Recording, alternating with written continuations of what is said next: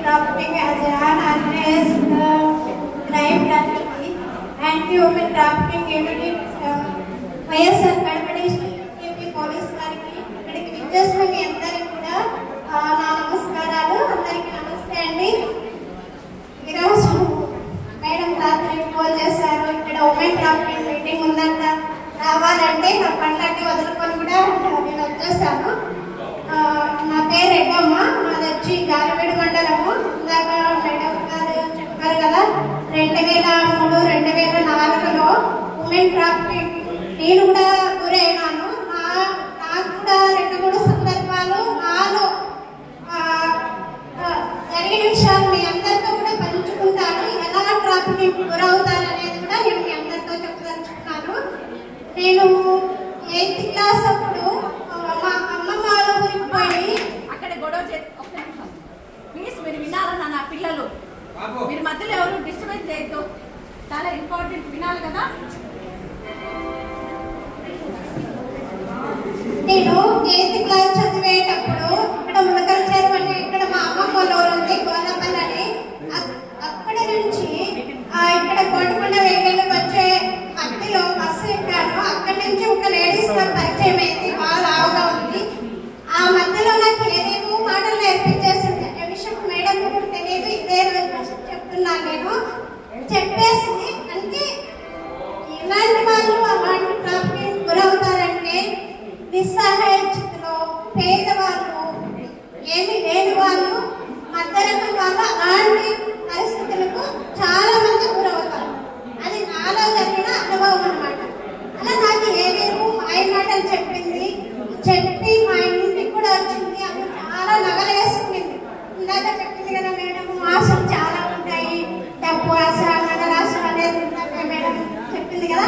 అలా ఆమెను నేను చూసిన తర్వాత ఆమె దగ్గర ఉన్న నగలు, ఆమె వేసుకున్న ఖరీదు బట్టలు, నేను పనికి పిలిచిపోతాను, మా ఇంట్లో పనికి పెట్టుకోవాలంటే నేను కూడా ఏదో ఆశ నాలో కలిగింది అనమాట. అప్పట్లో నేను చదువుకునేదాన్ని, నేను ఆమె దగ్గరికి పోవాలని మా పేరెంట్స్ దగ్గరికి పిలిచికొచ్చి తిరుపతి వరకు వెళ్ళాను. తిరుపతికి తీసుకుని వెళ్ళింది నన్ను బస్సులోనే. తిరుపతికి వెళ్ళాక ఒక నైట్ ఆమెతోనే నేను పడుకున్నాను. కరెక్ట్ గా 10 గంటల సమయంలో తిరుపతి రైల్వే స్టేషన్, నాకు తెలియదు అదే ఫస్ట్ టైం. అక్కడ చాలా మంది మగవాళ్ళతో ఏదో మాట్లాడింది. ఆమె దగ్గర ఒక 5-6 మగవాళ్ళు వచ్చారు. రేపు నైట్ ఎక్కడికో వెళ్దాం అన్నట్టుగా మాట్లాడుతున్నారు. నేను కొద్దిగా నాకు అవగాహన వచ్చుంటాది అప్పట్లో. నేను భయపడి మళ్ళీ ఇంకా అదే రూట్ లో ఉన్న రైలు ఎక్కేసి ములకల్చర్లో దిగేశాను. ములకల్చర్లో దిగేసి ఇంటికి వచ్చేస్తాను. మా అక్కడ ఉన్న రైల్వే స్టేషన్ లో ఎవరైనా ఉంటారు కదా గార్డు, అక్కడ మా వాళ్ళతో నన్ను అక్కడికి పంపించాడు. ఇంటికి వచ్చేసాను. ఆ తర్వాత ఇంకొక విషయం ఏమైందంటే, ఇదే కడప స్టేషన్ లో మా వాళ్ళతో గొడవ పడి ఇదే కడప స్టేషన్ లో వచ్చాను. ఫీవర్ వచ్చింది నాకు, ఎక్కువ చాలా ఫీవర్ వచ్చింది. ఫీవర్ వస్తే ఒక ఆమె నాకు పరిచయం అయింది. వాళ్ళ క్యాస్ట్ వచ్చి లమ్మాడి సుగాల వాళ్ళ అమ్మ పరిచయం అయింది. నాకు తెలియదు, ఆమె చాలా బాగా అందంగా ఉంది. ఆమె వచ్చి మదనపల్లి దగ్గర వేరే ఊరు, ఇదే స్టేషన్ లో ఇక్కడ అప్పుడు అదే 2003, 2004 మధ్యలోనే అండి తీసుకెళ్లిపోయింది. పూణేకి తీసుకెళ్ళింది.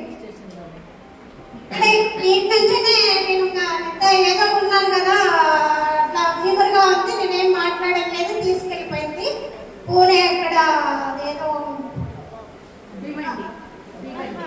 వచ్చి ముంబై మేడం, పూణే అదే పూణేలో మధ్యలో అది వచ్చి అదేదో కలిసి బాగా దగ్గర రెడ్ లైన్ ఏరియా ఉంది. కలిసి బాగా అది అక్కడ పేర్లన్నీ ఒక రకంగా గుర్తున్నాయి నాకు ఇప్పటికీ. అక్కడికి తీసుకెళ్ళిపోయారు. అక్కడంతా ఒక బజార్ అంతా అదే రెడ్ లైట్ ఏరియా అని. చాలా మంది ఇక్కడ వాళ్ళు ఇందాక చెప్పారు కదా, సంబేపల్లి, సుండుపల్లి, ఆ గ్రామాల వాళ్ళు కూడా అక్కడ చాలా మంది ఉన్నారు. నేను ఇంకా నాకు ఫీవర్ వచ్చి 2 days తర్వాత నేను కొంచెం చూపించాలి. అక్కడ వాళ్ళు బాగా మాటలు చెప్పారు, భోజనాలు పెట్టారు, అన్ని వాళ్ళకి కావాల్సిన వాళ్ళు చేయాలి, వాళ్ళకు చేయించుకోవాల్సిన పని కావాలంటే మనతో బాగుంటారు కదా. అలా అట్లా అక్కడ 2 years నేను ఉండిపోవడం జరిగింది కూడా.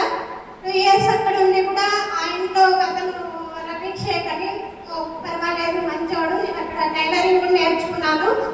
ఏం నేర్చుకున్నా ఏం లాభము, జరగాల్సినవన్నీ జరిగిపోయిన తర్వాత నష్టం జరిగింది కదా అనేసి భయపడ్డాను. అంతలేక నేను పెద్దమండలం స్టేషన్ కూడా నేను 2-3 అక్కడ పోస్ట్ ఆఫీస్కి వెళ్ళి కూడా లెటర్లు కూడా రాశాను. అవి ఏం జరిగాయి, వాళ్ళ వరకు చేరినాయో లేదో కూడా తెలియదు. ఇలా మన గ్రామాల వాళ్ళు ఉన్నారని కూడా చెప్పాను. అందులోకి 2004లో రెస్క్యూ జరిగింది. నన్ను అక్కడ నుండి తీసుకొచ్చిన తర్వాత నా లైఫ్ చాలా దాంట్లో మార్పు. నేను 8th వరకే చదవాలండి. 8th తర్వాత నేను 10th కంప్లీట్ చేస్తాను. 10th అయిన తర్వాత డిగ్రీ కూడా కంప్లీట్ చేసుకున్నాను. నేను ఇక్కడ 13 సంవత్సరాలు ప్రొఫెషనల్ గా బయట రాజస్థాన్, ఛత్తీస్గఢ్ అక్కడ వెళ్ళి వెలుగులో మహిళా మండలి గ్రూప్స్ ఉన్నాయి కదా, గ్రూపులు లేని చోట కూడా గ్రూపులు చేసి వాళ్ళందరికీ కూడా ట్రైనింగ్ ఇచ్చి నా లైఫ్ స్టైల్ నేను మార్చుకున్నాను అనమాట. గతం గురించి ఆలోచిస్తే నేను బ్రతకలేను అనమాట. అలాంటిదంతా వదిలేసి నేను గతం గురించి ఆలోచించుకున్నా నా కాళ్ళ మీద నేను బ్రతుకుతూ ఈరోజు నేను గాలిపేట మండలంలోనే డైరీ పెట్టుకున్నాను, పాల డైరీ. అక్కడ కూడా 2-3 పని కల్పించే విధంగా ఉన్నాను. అక్కడ నెలకు మంత్లీ 30,000-40,000 దాకా నేను సంపాదించుకుంటున్నాను. జాబ్ వల్ల కూడా నాకు మంచి సపోర్ట్ ఉంది అక్కడ. నాకు అన్ని విషయాలలో కూడా గవర్నమెంట్ నుంచి ఏ సపోర్ట్ లేదు, కానీ వ్యక్తిగతంగా నన్ను బ్రతుకోవడానికి నా చదువు, నేను చేస్తున్న పని నాకు ఉపయోగపడుతుంది.